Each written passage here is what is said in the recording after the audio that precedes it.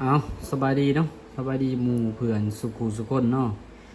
มื้อนี้เฮาสิพาทุกคนมาแก้เนาะ YouTube ที่ว่าทุกคนเจอปัญหาเนาะ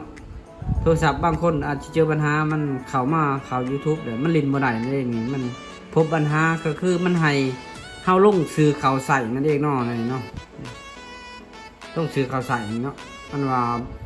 ในการเข้าใส่บัญชีนั่นเองเนาะให้ลงสื่อข่าวใส่ฉะนั้น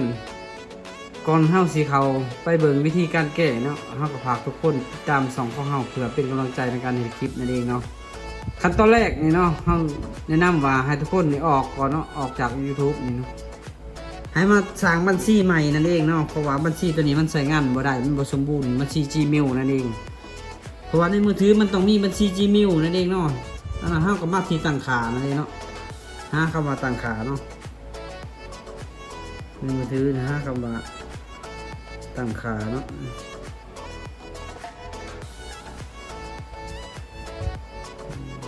แล้วตั้งค่าตัวนี้ดูกันนี่เนาะหาคำว่าตั้งค่านี่แล้วเฮามาหาคำว่าบัญชีเนาะ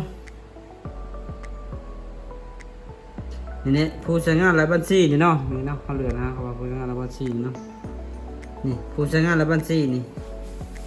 หลังจากนั้นเฮาก็มาลบเนาะบัญชี Google นี่เนาะบัญชี Google นี่บัญชี Google มันมี2อันนี่เนาะบัญชี Google นี่บัญชี Facebook บ่ลบนี่เฮาต้องลบบัญชี Google นี่ก่อนออกก่อนนี่นะนี่เฮากดนำออกบัญชีตัวนี้เนาะกดนำออกบัญชีตัวนี้นะเพราะว่าบัญชีตัวนี้มันใช้งานบ่ได้นั่นเองนะหลังจากนั่นนี่มันถามว่าพินของรหัสเครื่องเนาะรหัสนี่รหัสเลยหน้าจอนี่เนาะเราต้องใช้รหัสหน้าจอเนาะ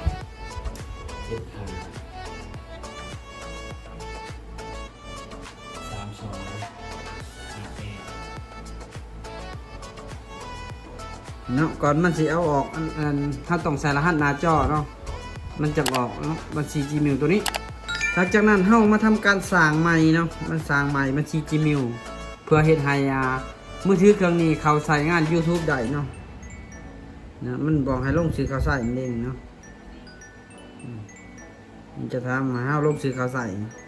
หลังจากมันกำลังตรวจสอบเนาะ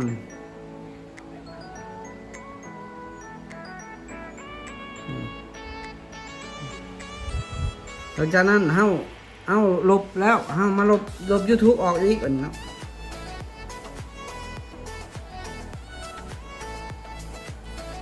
ลบ YouTube แล้วเฮามาทำการดาวน์โหลดแอปเนาะมานี่เนาะ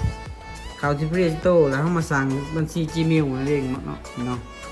เฮามาสั่งลงสื่อข่าวใส่แบบนี้เนาะถ้าต้องสั่งใหม่นั่นเองเนาะสั่งบัญชี Gmail ใหม่ทำมาสั่งก็เลยกดสั่งเลยนี่สำหรับเฮาเองเนาะเฮากับพิมพ์เลยสื่อเนาะมาต่อเลยเนาะหลังจากนั้นเฮาก็มาที่ Play Store คือเก่าเนาะลงชื่อข่าวใส่เนาะ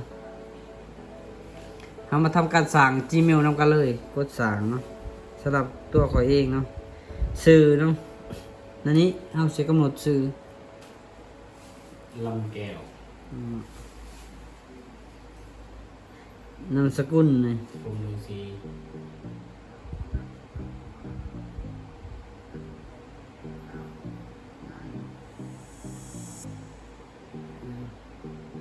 วันเดือนปีเกิดไปเลยก็ได้เนาะกำหนดเอาเนาะ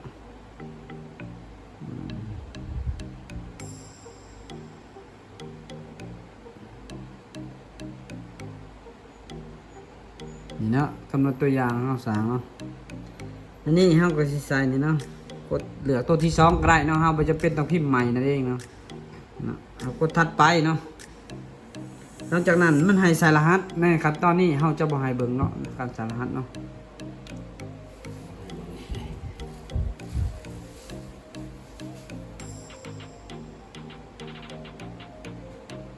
หลังจากนั้นเฮาใส่รหัสแล้วเฮาก็กดถัดไปเนาะเนี่ยมันถามว่าโอเคตัวนี้เนาะกดถัดไปหลังจากนั้นมันให้เฮายอมรับเงื่อนไขเฮาก็ยอมรับ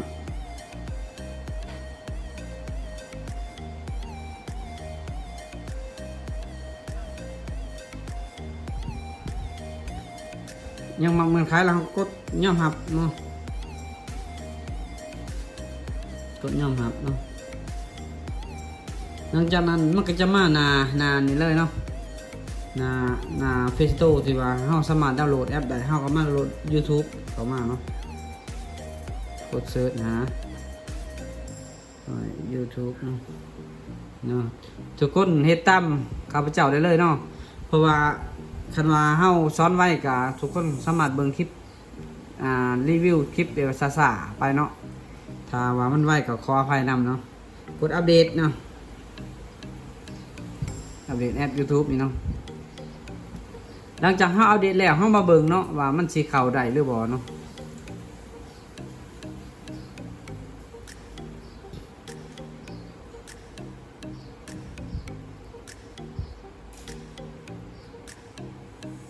ทางที่ดีนี่เฮาอยากให้ทุกคนแบบว่าสร้างGmailมาโดยเฉพาะเลย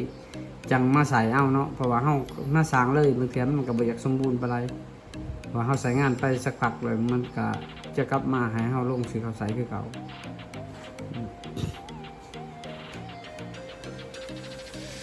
แต่ว่าทุกคนเจอปัญหาแบบนี้ลองเฮ็ดตามวิธีเฮาแนะนำเนาะถ้าว่าเห็นว่าคลิปเฮาเป็นประโยชน์เนาะเฮาก็ฝากทุกคนกดไลค์กดแชร์กดติดตาม2ของเฮานั่นเองเนาะกดเปิดเลยเนาะเดี๋ยวมันว่ามันจะพบเฮากดลงชื่อเขาใส่เลยเนาะไหมเนาะ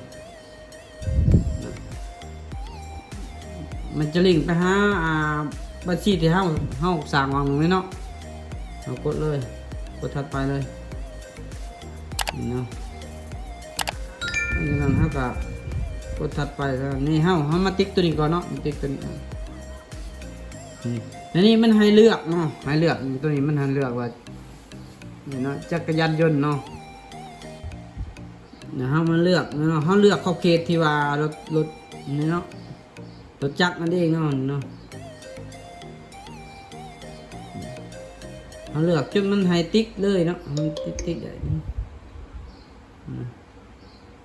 นี่เนาะ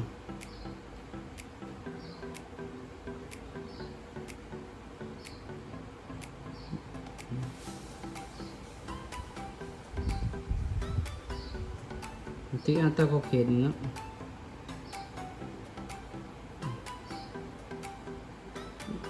เฮาเลือกตามที่ว่าเขาขอมันให้เลือกว่ารถยนต์นี่เนาะเฮาต้องเลือก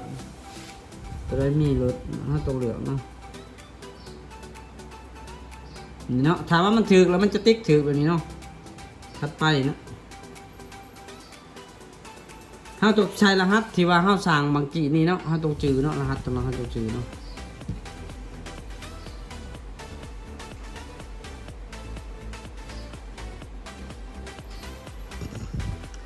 หลังจากนั้นมันจะให้ใส่เบอร์โทรเนาะหลังจากนั้นใส่เบอร์โทรนี่เนาะถ้าต้องใส่เลยเนาะเบอร์โทรคือเบอร์โทรของมาตรฐานก็ต้องใส่เบอร์โทรมาตรฐานเนาะอันนี้เบอร์โทรของข้าพเจ้าเนี่ยเนาะก็7471973คนเน็กเนาะเก็ตโค้ดเนาะ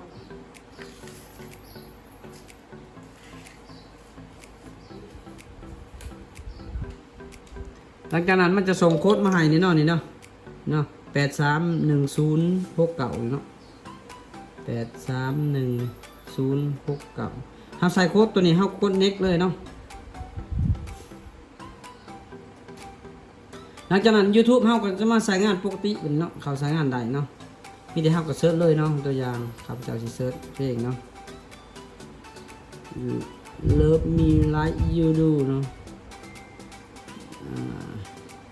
นี่นะมันจะขึ้นมาเลยเนาะใช่ไหมตัวอย่าง